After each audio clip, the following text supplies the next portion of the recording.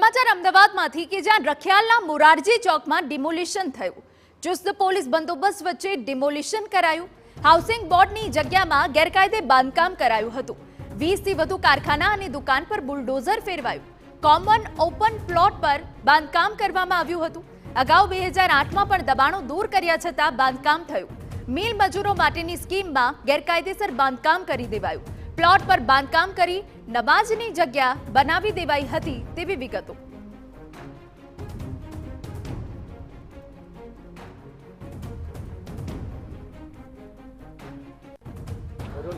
અમદાવાદના રખિયાલ વિસ્તારમાં આવેલા મોરારજી ચોકમાં આજે હાઉસિંગ બોર્ડની જગ્યા ઉપર થયેલા ગેરકાયદેસર બાંધકામ ઉપર બુલડોઝર ફરી વળ્યું છે ને આપ જે રીતે જોઈ શકો છો કે 20 જેટલા કારખાનાઓ હતા અને 20 જેટલા કારખાના તેમજ અન્ય દુકાનો છે ત્યાં બુલડોઝર છે તે ફેરવી દેવામાં આવ્યું છે કેમ કે છેલ્લા ઘણા વર્ષોથી અહીં જે છે ગેરકાયદેસર રીતે બાંધકામ થયું હતું।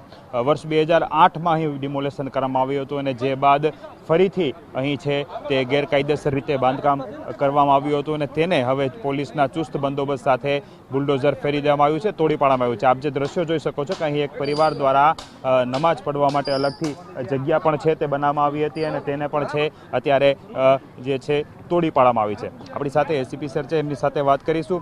સર, કઈ પ્રમાણેની કામગીરી અને કેટલી જગ્યાઓ પર આ બુલડોઝર ફેરવાયું છે? હાઉસિંગ બોર્ડ દ્વારા અહીંયા ગેરકાયદેસર જે દબાણ કરવામાં આવ્યું હતું અને અહીંયા કોમર્શિયલ કારખાના અને દુકાનો બનાવેલી હતી તો હાઉસિંગ બોર્ડ દ્વારા બંદોબસ્ત પોલીસ બંદોબસ્ત માગેલો તો એમાં પોલીસે લો એન્ડ ઓર્ડર જાળવવા માટે બંદોબસ્ત આપેલો છે અને દબાણ હટાવવાની કામગીરી હાલ ચાલુમાં છે।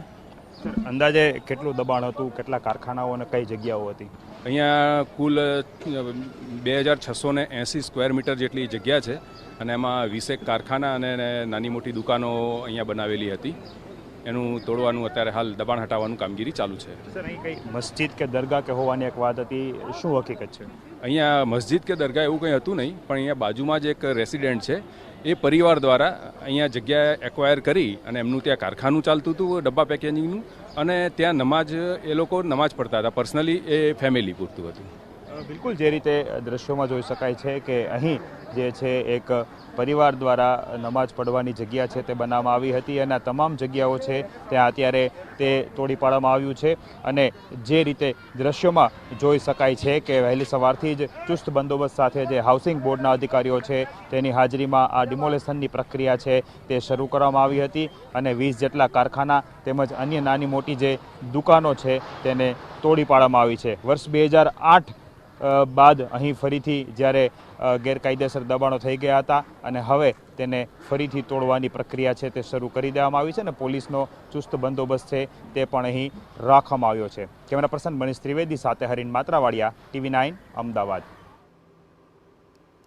તો રખિયાલના મોરારજી ચોકમાં ડિમોલિશનની સમગ્ર કાર્યવાહી થઈ હતી જેમાં પોલીસનો બંદોબસ્ત પણ રહ્યો હતો અને પોલીસ આ બંદોબસ્ત વચ્ચે ડિમોલિશન કરાયું।